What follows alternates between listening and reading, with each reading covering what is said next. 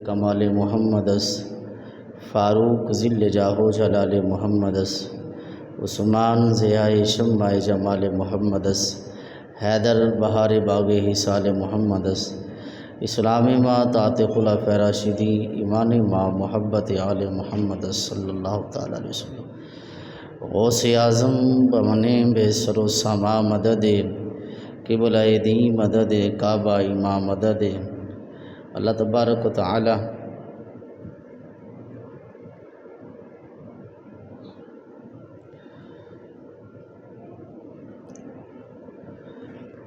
ہادی بھی مصطفیٰ راہبر بھی مصطفیٰ ہادی بھی مصطفیٰ راہبر بھی مصطفیٰ اللہ دے جلویاں دا اللہ دے جلویاں دا مظہر بھی مصطفیٰ مظہر بھی مصطفیٰ اللہ دے جلویاں دا آپ نے کہنا مصطفیٰ ہے اللہ دے جلویاں دا مظہر مظہر سرکار نے جبی تو پردہ جدوں ہٹایا سرکار نے جبی تو پردہ جدوں ہٹایا روح الامین تک کے دنیا نو اے سنایا دنیا نو اے سنایا کی سنایا ایتھے بھی مصطفیٰ اوتھے بھی مصطفیٰ اللہ دے جلویاں دا اللہ دے جلویاں دا مظہر مظہر بھی مصطفیٰ کونین پئی کھاندی میرے نبی دا صدقہ کونین پئی کھاندی میرے نبی دا صدقہ سرکار ہی نے قبلہ سرکار ہی نے کعبہ سرکار ہی نے کعبہ ساڈا مرکز بھی مصطفیٰ ساڈا مرکز بھی مصطفیٰ ساڈا محور بھی مصطفیٰ اللہ دے جلویاں دا اللہ دے جلویاں دا مظہر بھی مصطفیٰ مظہر بھی مصطفیٰ رخ مصطفیٰ دا بوسا نت سادیا پہلیندی رخ مصطفیٰ دا بوسا نت سادیا پہلیندی سخیاں کو جا کے خود مسکرا کے کہندی خود مسکرا کے کہندی کی کہندی اے دل وچ بھی مصطفیٰ اے دل وچ بھی مصطفیٰ تے دلبر بھی مصطفیٰ اللہ دے جلویاں دا اللہ دے جلویاں دا مظہر جس کا عقیدہ بولے ساڈا ہادی بھی مصطفیٰ ساڈا رہبر بھی مصطفیٰ اللہ دے جلویاں دا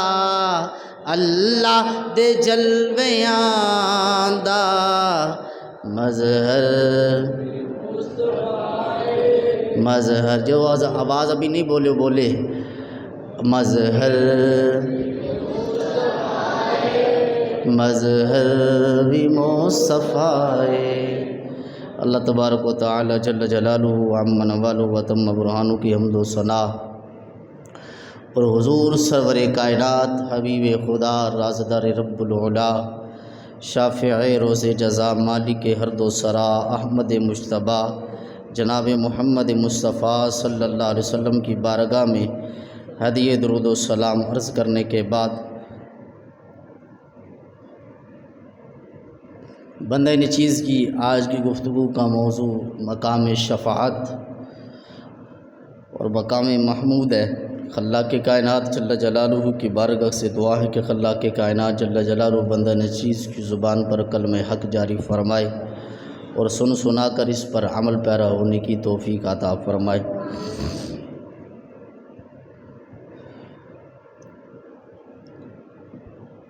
قیامت کے دن جب پرخطر منظر ہوگا اور سورج سوانیزے پر یہاں تک کہ ہر بندہ غمگین ہوگا اور پریشان ہوگا، کیونکہ رب کی جلالیت رب کی قہاریت پورے عروج پر ہوگی، اور بلکہ انبیاء کرام علیہ السلام بھی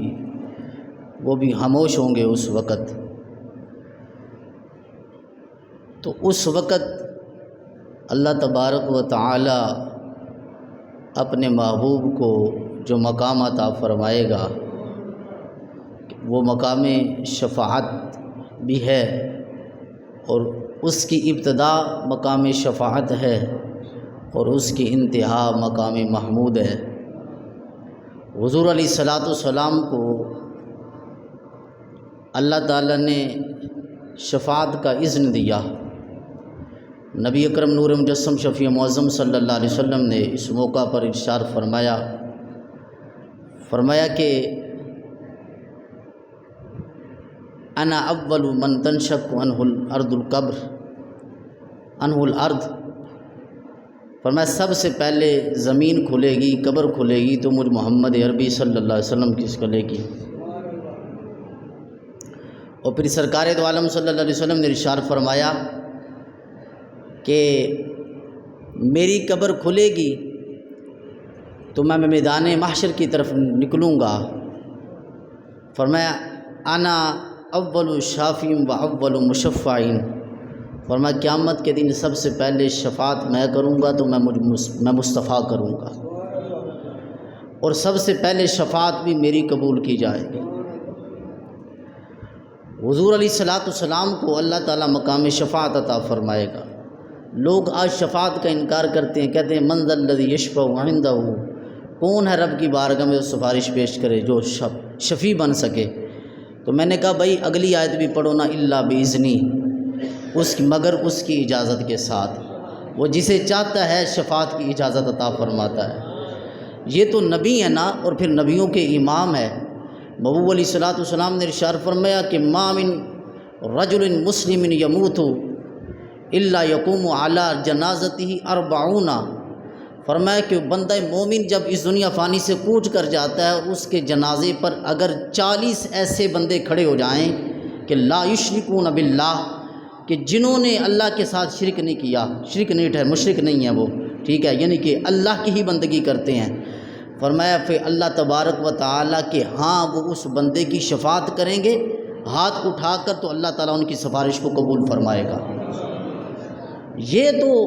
عام مومنوں کے لیے بھی یہ اجازت ہے۔ لوگ تو نبی کی شفاعت کا انکار کر بیٹھے ہیں اور کہتے ہیں کہ حضور کو شفاعت کا حق نہیں ہے، معاذ اللہ، انبیاء کو شفاعت کا حق نہیں ہے۔ یہ عام بندہ مومن کی بات کرتا ہوں کہ عام بندہ مومن کی حالت یہ ہے کہ جو مشرک نہیں ہے، محبوب علیہ الصلوۃ والسلام نے ارشاد فرمایا جس کی جنازے پر 40 بندے کھڑے ہو جائیں اور وہ اس کی شفاعت کریں، بخشش کی دعا کریں، اللہ کی بارگاہ میں سفارش کریں، تو فرمایا شفعہم اللہ، اللہ تعالیٰ ان بندوں کی سفارش قبول فرماتا ہے۔ جب عام بندہ مومن کی حالت یہ ہے کہ اس کی سفارش کو قبول کیا جاتا ہے، تو پھر بتاؤ نبیوں کے امام کی شفاعت کا عالم کیا ہوگا، جن کے صدقے اللہ تعالیٰ دوسروں کو اذن شفاعت عطا فرمائے گا، شفاعت کی اجازت دے گا۔ اب دیکھو قرآن مجید کے اندر رب ذوالجلال نے ارشاد فرمایا وَمِنَ اللَّيْلِ فَتَہَجَّدْ بِهِ، محبوب رات کو اٹھا کر فتحجد بھی اور نماز تہجد ادا کیا کر، اور یہ نافلۃ لک، یہ نماز تہجد نفل ہے۔ نماز تہجد کیا ہے؟ نفل ہے۔ عسیٰ ان یبعثک ربک مقاما محمودا، اے محبوب اس کا صلہ کیا ہے کہ ان قریب آپ کا رب آپ کو مقام محمود عطا فرمائے گا۔ نماز تہجد مصطفیٰ کریم صلی اللہ علیہ وسلم پر فرض تھی، امت پر فرض نہیں ہے، لیکن یہاں کہا نافلۃ لک، محبوب یہ نفل ہے۔ تو نفل کا معنی وہ نہیں ہے جو ہم لیتے ہیں، یہاں نفل کا معنی وہ ہے کہ ایک زائد عبادت ہے، ٹھیک ہے، جو بندے کے لیے قربت کا سبب بنتی ہے، خدا کے قرب کا سبب بنتی ہے۔ تو محبوب علیہ الصلوۃ والسلام کو ارشاد فرمایا محبوب اٹھا کر اور نماز تہجد ادا کیا کر، یہ آپ کے لیے نفل ہے۔ نفل کا مطلب ہے زائد عبادت۔ تو رب یہاں واضح کرنا چاہتا ہے اے محبوب نافلۃ لک، نماز تہجد پڑھا کر۔ اور محبوب علیہ الصلوۃ والسلام ساری رات عبادت کیا کرتے تھے، یہاں تک کہ آپ کے قدم مبارک پر ورم آ جاتا اور قدم مبارک سوج جاتے۔ تو کسی نے عرض کی یا رسول اللہ صلی اللہ علیہ وسلم آپ اتنی تکلیف کیوں اٹھاتے ہیں؟ تو فرمایا افلا اکونا عبدا شکورا، کیا میں رب کا شکر گزار بندہ نہ بن جاؤں؟ محبوب ساری رات عبادت کرتے، فرمایا محبوب اٹھا کر یہ نماز تہجد تمہارے لیے نفل ہے اے محبوب۔ اور نفل کس کے لیے ہوتی ہے؟ خدا کی قرب کے لیے ہوتی ہے۔ لیکن محبوب کو تو پہلے ہی خدا کا قرب حاصل تھا، تو جس کو پہلے ہی خدا کا قرب حاصل ہو اس کو کیا ضرورت؟ لیکن رب نے فرمایا محبوب تیرے لیے نفل ہے اے محبوب، نماز تہجد تیرے لیے پڑھنا ضروری نہ تھا، ایک تیری زائد عبادت تھی، تو راتوں کو اٹھ کر میری بندگی کرتا رہا، تو میری عبادت کرتا رہا۔ راتوں کو اٹھنا تیری ضرورت نہ تھا، تو راتوں کو اٹھ کر مجھے یاد کرتا رہا۔ اب اس کے بدلے ہم صلہ کیا دیں گے؟ عسیٰ ان یبعثک ربک مقاما محمودا، محبوب قیامت کے دن میدان محشر پر ہر ایک زمین پر ہوگا تیرا مقام محمود ہوگا۔ عسیٰ ان یبعثک ربک مقاما محمودا، اے محبوب میدان محشر کے اندر ہر ایک زمین پر ہوگا اور انبیاء ممبروں پر ہوں گے، تیرا مقام محمود ہوگا۔ اب ذرا تصور کریں، درجہ نفلوں کا زیادہ ہے یا فرضوں کا زیادہ ہے؟ بتائیں نا، فرضوں کا زیادہ نا، بولتے نہیں ہیں۔ درجہ نفلوں کا زیادہ نہیں ہے، درجہ فرضوں کا زیادہ ہے۔ محبوب یہ تیرے لیے نفل ہیں، اس نفل کا صلہ مقام محمود ہے۔ سمجھیے کہ نہیں بات؟ اس نفل کا صلہ مقام محمود ہے۔ ذرا تصور کریں، لوگ کہتے ہیں کہ بدبخت لوگوں نے لکھا کہ حضور نبی سے بندہ عمل کے اعتبار سے آگے بڑھ جاتا ہے۔ یہ تحذیر الناس کے اندر لکھا قاسم نانوتوی نے، فی اسر ابن عباس کے اندر قاسم نانوتوی نے لکھا کہ عمل کے اعتبار سے امتی نبی سے آگے بڑھ جاتا ہے، معاذ اللہ نقل کفر نباشد۔ تو درجہ نفل کا زائد نہیں، فرض کا زائد ہے، اور رب فرماتا ہے محبوب تیرے نفل کا صلہ مقام محمود ہے، تیرے نفلوں کا صلہ مقام محمود ہے۔ درجہ فرضوں کا زیادہ ہوتا ہے، نفلوں کا زیادہ نہیں ہوتا۔ جس نبی کے نفلوں کا صلہ مقام محمود ہے اس نبی کے فرضوں کا صلہ کیا ہوگا؟ ذرا تصور کریں نا، اس نبی کے نفلوں کا فرضوں کا صلہ کیا ہوگا؟ آج لوگ امت مقام محمود کو سمجھ نہیں پائی. یہ تو میدان محشر کے اندر جو ہے وہ جب وہ لوگ جو ہے نفسی نفسی کا عالم ہوگا اور لوگ در در کے مارے پھریں گے کہ کوئی سفارش کرے، تو لوگ جو ہے حضور علیہ الصلوۃ والسلام کی شان کو پھر پتہ چلے گا کہ حضور کی شان کتنی ہے، حضور کی عظمت کتنی ہے رب کی بارگاہ میں. آج لوگ مقام محمود کو جو کہ نفلوں کا صلہ ہے اس کو نہیں سمجھ پائے، تو پھر فرضوں کا صلہ کیسے سمجھ سکتے ہیں؟ ذرا تصور کریں. اب لوگ صحابہ پوچھتے تھے اب مقام محمود کیا ہے؟ حضور علیہ الصلوۃ والسلام نے ارشاد فرمایا لکل نبی دعوۃ قد دعا بہ، فرمایا کہ ہر نبی کے لیے ایک دعا کی اجازت تھی اپنی، قد دعا بہ فی امتی، ہر نبی نے اپنی امت کے لیے دعا کر لی. ویسے تو ہر نبی مستجاب الدعویٰ ہوتا ہے، لیکن یہ خاص دعا کی بات ہے. فرمایا ہر نبی کو اپنی امت کے حق میں ایک خاص دعا کرنے کی اجازت تھی. فرمایا کہ انی قد اختبأت دعوتی شفاعا لامتی یوم القیامہ او کما قال. فرمایا میں نے اپنی دعا کو چھپائے رکھا، یعنی کہ میں نے وہ بھی دعا نہیں مانگی، قیامت کے دن اس دعا کا اظہار میں شفاعت کے طور پر کروں گا. یعنی کہ شفاعت کے، اور سرکار فرماتے ہیں کہ مختلف احادیث کے اندر خیرت بین ان یدخل نصف امت الجنہ وبین الشفاعت فاخترت الشفاعت لانہ امن ترون للمتقین ولکنہ للمجرمین خطائین. محبوب نے فرمایا مجھے اختیار دیا گیا محبوب، یا تو یہ کر لو دعا مانگو کہ تمہاری آدھی امت بغیر حساب کی جنت چلی جائے گی، یا یہ دعا مانگ لو، اور یا پھر تمہیں اختیار ہے اس بارے میں، یا دعا مانگ لو یا پھر قیامت کے دن سفارش کر لینا. تو محبوب نے فرمایا میں نے دعا نہیں مانگی، میں نے قیامت کے دن سفارش کو اختیار کیا. کیوں؟ حضور فرماتے ہیں کہ سفارش عام ہے. سفارش کیا ہے؟ عام ہے، پھر وہ چلتی رہے گی چلتی رہے گی چلتی رہے گی، اتنی چلے گی کہ ایک بھی بندہ مومن جہنم کے اندر نہیں رہے گا، ایک بھی بندہ مومن جہنم کے اندر نہیں رہے گا، اتنی چلے گی. فرمایا عام ہے، اور تم یہ سمجھتے ہو یہ سفارش متقین کے لیے ہے؟ فرمایا نہیں نہیں، وَلَكِنَّهَا لِلْمُذْنِبِينَ الْخَطَّائِينَ، فرمایا یہ میری امت کے گناہ گار بندوں کے لیے. اعلیٰ حضرت میں فرمایا قرض لیتی ہے گناہ گاری واہ واہ، کہ قیامت کے دن جب حضور توجہ ساری گناہ گاروں کی طرف کر دیں گے، ساری توجہ کس کی طرف کر دیں گے؟ گناہ گاروں کی طرف کر دیں گے کہ میرا فلاں امتی بھی جہنم میں ہے، فلاں امتی بھی وہ آزمائش کے اندر مبتلا ہے، فلاں امتی بھی آزمائش کے اندر مبتلا ہے. ساری توجہ حضور اپنے گناہ گار امتیوں کی طرف کر دیں گے. تو اعلیٰ حضرت اس کی منظر کشی کرتے ہیں، فرماتے ہیں قرض لیتی ہے گناہ گاری واہ واہ، کہ قیامت کے دن متقین بھی کہیں گے کاش، حالانکہ کوئی نہیں چاہتا مجھ سے گناہ ہو، لیکن کیا قیامت کے دن متقی بھی کہیں کاش ہم سے بھی کوئی تھوڑا گناہ ہوتا اور ہم پر بھی مصطفیٰ کی توجہ پڑ جاتی. یعنی کہ حضور کی توجہ کو دیکھیں گے کہ حضور کی توجہ اتنی زیادہ ہوگی گناہ گاروں کی طرف کہ حضور علیہ الصلوۃ والسلام کی اس وقت توجہ ہوگی گناہ گاروں کی طرف، اور اللہ تعالیٰ کی بارگاہ میں جو بار بار اپنی امت کی شفاعت کریں گے. علامہ امام مسلم بن حجاج قشیری رحمۃ اللہ تعالیٰ علیہ، اور اس کے علاوہ علامہ امام بخاری رحمۃ اللہ تعالیٰ اور دیگر محدثین نے اس حدیث کو کئی سندوں سے روایت کیا. محبوب علیہ الصلوۃ والسلام قیامت کا دن ہوگا، حضرت انس بن مالک رضی اللہ تعالیٰ عنہ ارشاد فرماتے ہیں کہ ہر ایک بندہ، لوگ جب دیکھیں گے نا کہ قیامت کے منظر کے اندر فَيَحْتَمُّونَ غمگین ہوں گے، کیونکہ گرمی شدت کی ہوگی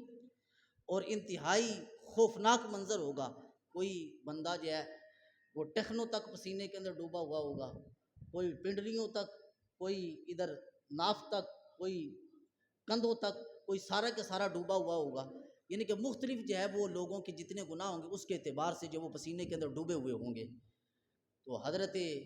انس بن مالک رضی اللہ عنہ ارشاد فرمایا رسول اللہ صلی اللہ علیہ وسلم نے ارشاد فرمایا وہ لوگ اکٹھے ہوں گے، کہیں گے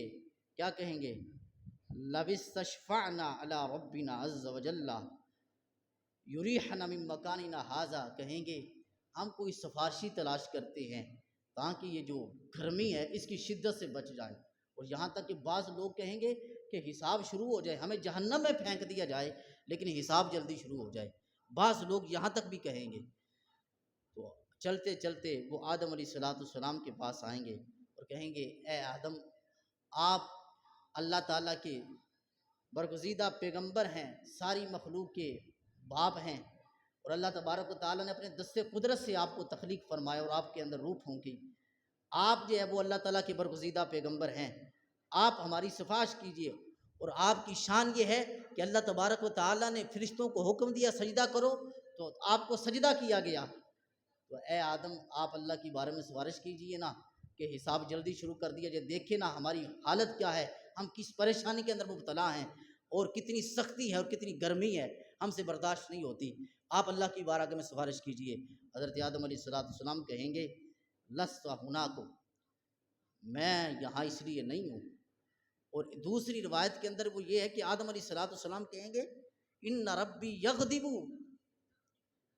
میرا رب اتنا غضبناک ہے کہ ان ربی غاضبا، کہ میرا رب اتنا غضبناک ہے، اتنا جلال میں ہے کہ نہ اس سے پہلے کبھی جلال میں اتنا آیا نہ اس کے بعد کبھی جلال میں اتنا آئے گا، اتنا جلال میں ہے رب۔ حضرت آدم علیہ السلام سے کہیں گے جاؤ حضرت نوح علیہ السلام کے پاس جاؤ، وہ اللہ کے برگزیدہ پیغمبر ہیں اور پہلے رسول ہیں، حضرت نوح علیہ السلام کے پاس آئیں گے، چلتے چلتے حضرت نوح علیہ السلام کہیں گے کہ آپ پہلے رسول ہیں اللہ کے، آپ جو دعا کریں اللہ تعالیٰ سفارش قبول فرمائے اور حساب جلد شروع کر دیا جائے، کہیں گے لست حناکم، میں تمہارے لیے اس مقام کے لیے اس وجہ سے نہیں کھڑا، میں یہ کام نہیں کر سکتا، وہ یہی جواب دیں گے کہ میرا رب آج بڑے جلال میں ہے، آج میرا رب بڑے جلال میں ہے، اس لیے میں نہیں سفارش کر سکتا۔ چلتے چلتے کہیں گے جاؤ، پھر حضرت نوح علیہ السلام کہیں گے جاؤ ابراہیم علیہ السلام رب کے خلیل ہیں ان کے پاس جاؤ، حضرت ابراہیم خلیل اللہ کے پاس آئیں گے،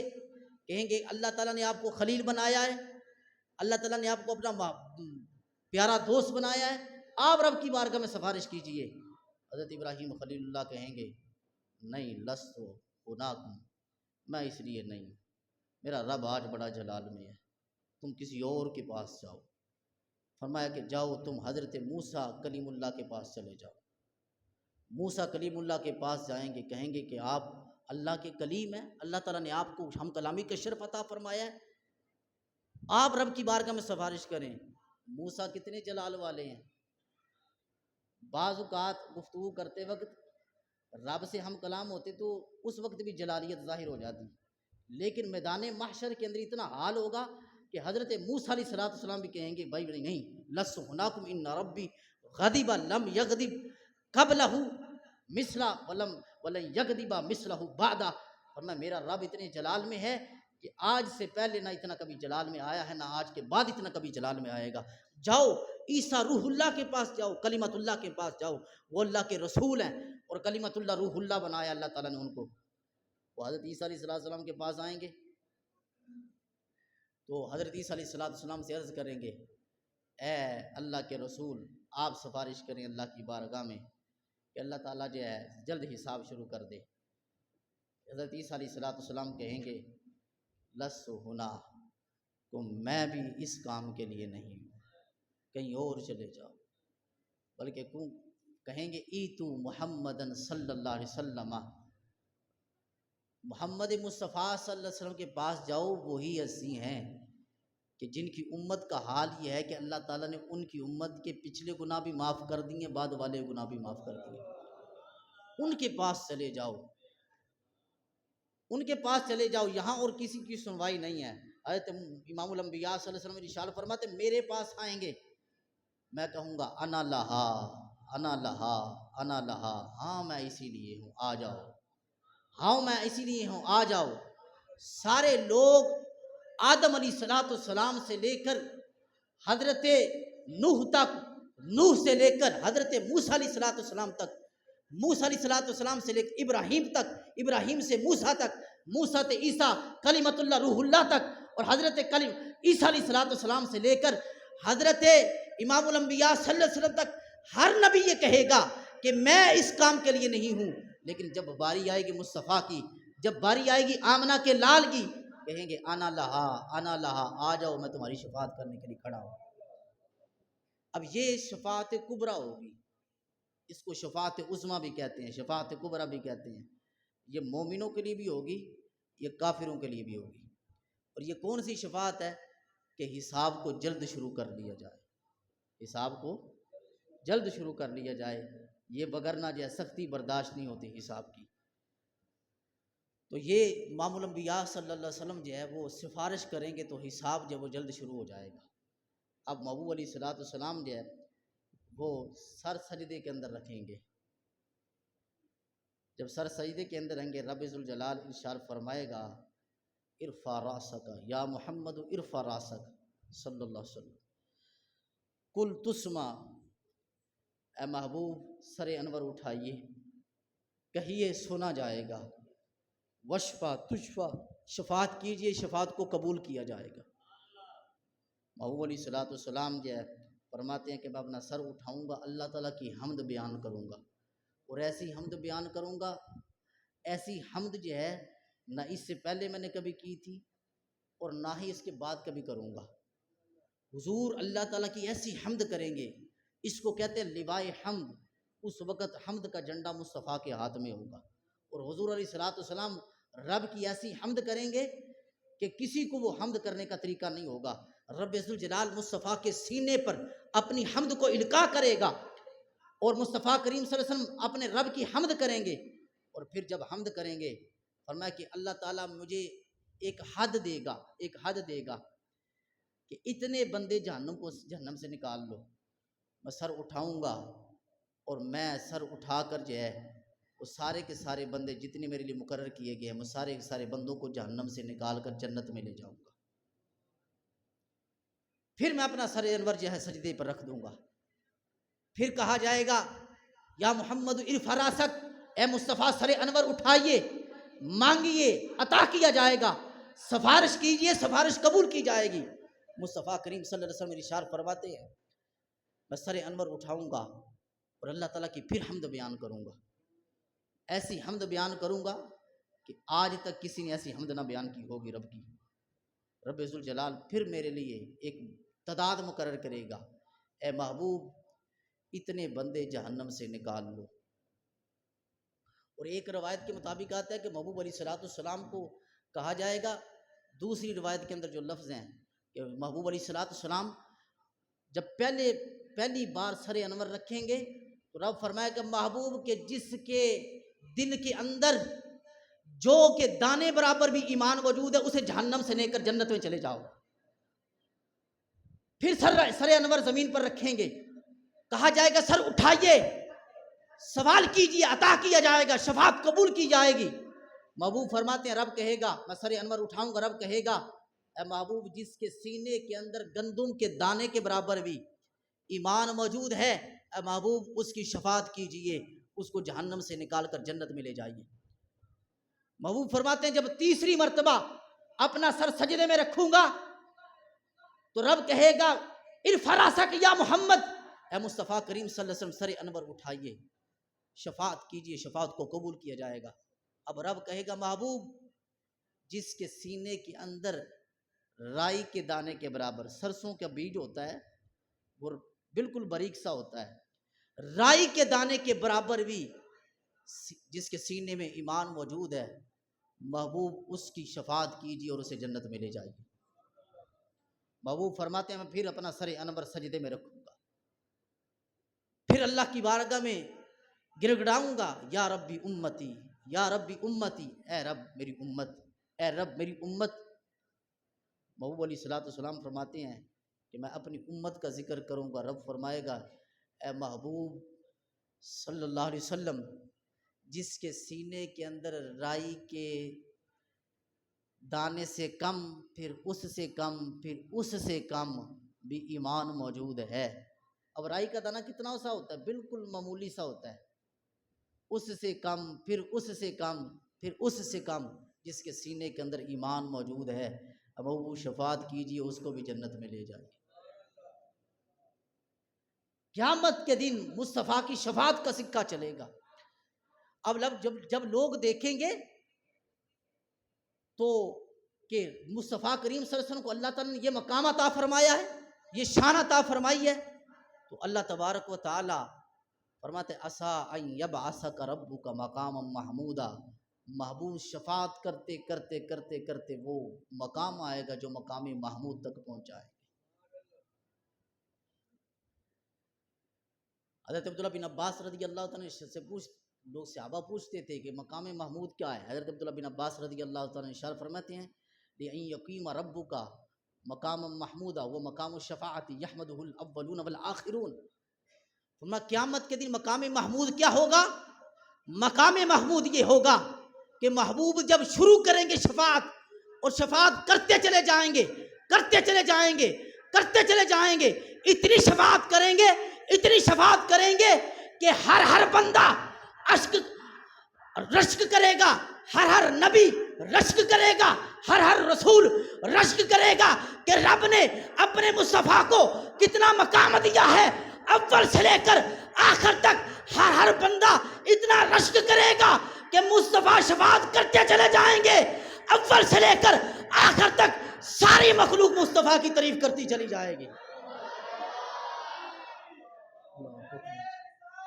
یا رسول اللہ، یا رسول اللہ، اول سے لے کر آخر تک مصطفیٰ کریم صلی اللہ علیہ وسلم جو ہے، جو مصطفیٰ کے مقام کو دیکھتا چلا جائے گا، حضور کی شفاعت کرتے چلے، مصطفیٰ کی تعریف کرتے چلے جائیں گے۔ یہ مقام محمود ہے۔ اور یہ مقام محمود قیامت کے دن وہ لوگ کہ جن کو ابھی حضور کی شان سمجھ نہیں آئی، محبوب علیہ الصلوۃ والسلام ارشاد فرماتے ہیں کہ میدان محشر کے اندر جب میں نکلوں گا انہ یحشر فی 70,000 من الملائکہ، محبوب علیہ الصلوۃ والسلام 70,000 فرشتوں کے جرمٹ میں نکلیں گے، 70,000 فرشتوں کا جلوس ہوگا۔ آج لوگ کہتے ہیں ایک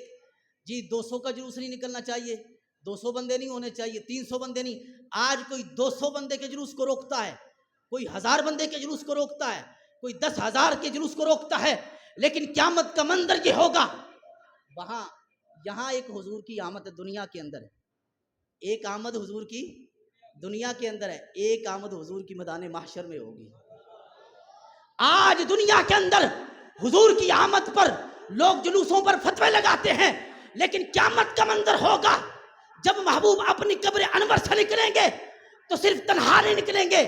بلکہ صرف 70,000 فرشتوں کے جرمٹ میں بڑے اجلال سے، بڑے تکریم سے، بڑی عزت سے، بڑی عافیت سے، بڑی تکریم سے، بڑی توقیر سے مصطفیٰ کریم 70,000 فرشتوں کے جرمٹ میں میدان محشر میں جا رہے ہوں گے۔ یہ حضور کی عزت ہوگی وہاں، حضور کا اکرام ہوگا وہاں،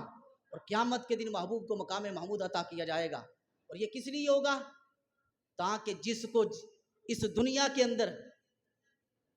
آج لوگ حضور کی شان کو نہیں مانتے، لیکن قیامت کے دن حضور کی شان چھپی نہیں رہے گی۔ علامہ بصیری رحمۃ اللہ فرماتے ہیں اگر رب جو ہے حضور کی شان اس دنیا کے اندر ظاہر فرما دیتا نا، تو اگر حضور کا نام مردہ ہڈی پر بھی لیا جاتا وہ بھی زندہ ہو جاتی، اگر رب حضور کی شان ظاہر فرما دیتا یہاں۔ لیکن رب نے یہاں حضور کی شان اس طرح نہیں، ابھی چھپی ہوئی ہے حضور کی شان، لیکن قیامت کے دن حضور کی شان چھپی نہ رہے گی۔ اول سے لے کر آخر تک جب مصطفیٰ کو دیکھیں گے، حضور کے مقام کو دیکھیں گے اور حضور کے اس منصب کو دیکھیں گے، اول سے لے کر آخر تک سارے حضور کی تعریف کریں گے کہ واہ رب نے مصطفیٰ کو کتنا مقام عطا فرمایا ہے۔ فقط اتنا سبب ہے انعقاد یوم محشر کا،